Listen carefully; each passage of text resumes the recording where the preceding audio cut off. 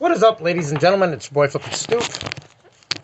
You hear me in a lot of my videos. Sorry about that, guys and girls. You hear me in a lot of my videos trying to motivate people to try to get them to do the best they can, and encourage people to get the most they can out of eBay, right? Well, sometimes that can get stressful, right? I'm going to give you some examples of what I put myself through. Always trying to be better than you were the month before. It gives you an immense amount of pressure. And I don't want people to just don't push yourself till you're so unhappy and feeling like you're going crazy that you lose track of who the fuck you are, right? Because I've personally done that. Put nothing but energy into eBay and everything else was irrelevant. That was detrimental in my relationship with my fiance. It's going to cause not bickers and fights and things like that, but distance, right? And that's not good. So what I want people to try to do, and it's up to you, right? Be the best you can be if you choose to. But if you just want to have fun with reselling, you can do that too, right? And even if you are trying to be the best that you can be, find a way to have fun with it, right? I think it's important to put pressure on yourself, but not so much to the point where you feel backed into a corner all day long and you're going crazy. I've done that myself, guys, and put so much pressure on myself that I felt like I wasn't getting somewhere fast enough, that I really felt like I was starting to lose it. I don't, you'll hear people and I'm not working the amount of hours Elon Musk is working, but you'll hear him say in some of his interviews, nobody should work this hard. When you're putting in 120 hours a fucking week, he's like, nobody should work that hard. And I agree. I don't think you should work that much. But if you want to, that's up to you. Look what Tech and Sports did. It's up to you. But even if you are pushing yourself to the limits every day, find a way to have fun with it. One thing I learned, I just did it today, matter of fact. Yes, I've took breaks before when I'm listing items, went up and ate dinner and had lunch. But I start giving myself a break every couple hours for, 10, 15 minutes. Not no hour break, but 10, 15 minutes just to sit down. Maybe I'll listen to something on YouTube, respond to somebody that's been messaging or whatever it might be, right? And I find that refreshing, meaning let off the pressure. I always put the pressure on myself, and that can get dangerous, right? It literally can get dangerous to all aspects of your life.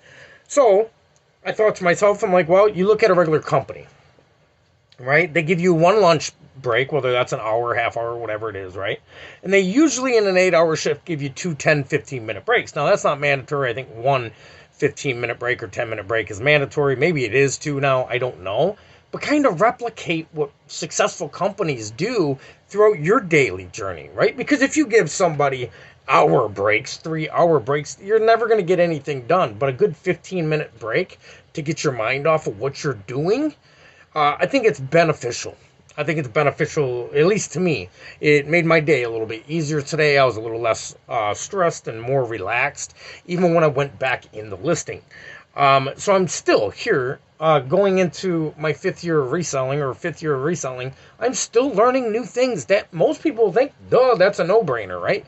Well, a lot of times I'm not thinking that way, right? I'm thinking about getting the task done, and I'll work 8 hours straight. A lot of people, I would say I only do eBay 5 to 6 hours a day, right? But that's no breaks in between.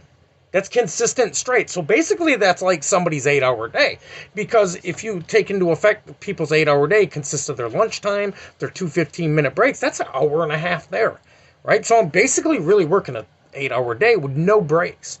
Until I decided today to take a break. And my day was easier, right? So learn to have fun with reselling. Don't put so much pressure on yourself that you drive yourself nuts. I've done that many of times. And I want people to know throughout my video content that I create, all this stuff I talk about is what I'm going through or what I've been through. It's it's never me saying, you got to do this, right? And first of all, you ain't got to do shit I say, right? I don't want anybody to take my content that way. All I try to do is talk about reselling, because look, man, when you're a reseller and you're doing it by yourself, you want to know other resellers are going through the same shit you do. At least I do. I sit down here 6 hours a day or whatever, sometimes 10, 12-hour days. I've done them days, right? Sit down here and eventually it starts getting to you.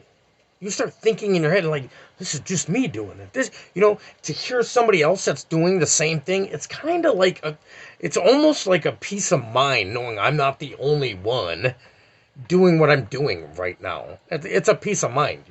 If you're the only one in the world trying to fix the world, you're going to feel awfully lonely, right? If nobody else is trying to do that. And I'm not saying I'm trying to fix the world. Another thing I realized recently throughout reselling, and this might sound stubborn and maybe selfish to some of you guys, to want to give your customer the best deal. What I mean by that is like not trying to squeeze every freaking penny out of each customer and actually doing it to try to satisfy the customer, right? I've dropped the price. I've been dropping prices in our store now for the past 6 months, and I'm continuing to do it for lower than I know the average price is sold, because I use Shaq's story, for example. When Shaq's shoes first come out, and they were like J.C. Penney's, Foot Locker, and all these other places, they were between $300 and $600 a pair of fucking sneakers. I know this because I got a pair of them, right? And it was the only thing I got all year from my parents, right? This was when I was a young kid. My parents had to buy my shoes. And then he said when his sales went through the roof is when he put his shoes in Walmart for $30. He made more money doing it that way than he was when he was selling them for between 3 and 6 or whatever they were going for, right? I might be off a little bit there. He says his sales took off crazy when he put his shoes in Walmart at an affordable price. The reason for that is, and I'm not speaking upon the majority or anything, but the majority of people are living in poverty. Okay? Hence the reason why people are buying used clothes. Right? So give them a great deal. Do it for the customer, not just for you. I'm learning that still today. It's hard to do. In the beginning, you're selfish. You want all the money you can get out of every item, right? It's actually a selfish thing, and I was that selfish person. Once I started trying to make my customers happy as I can, by giving the best, even if I know the pair of denim jeans, I can get $15 on it and somebody sends me a $10 offer, I'm doing it for the customer.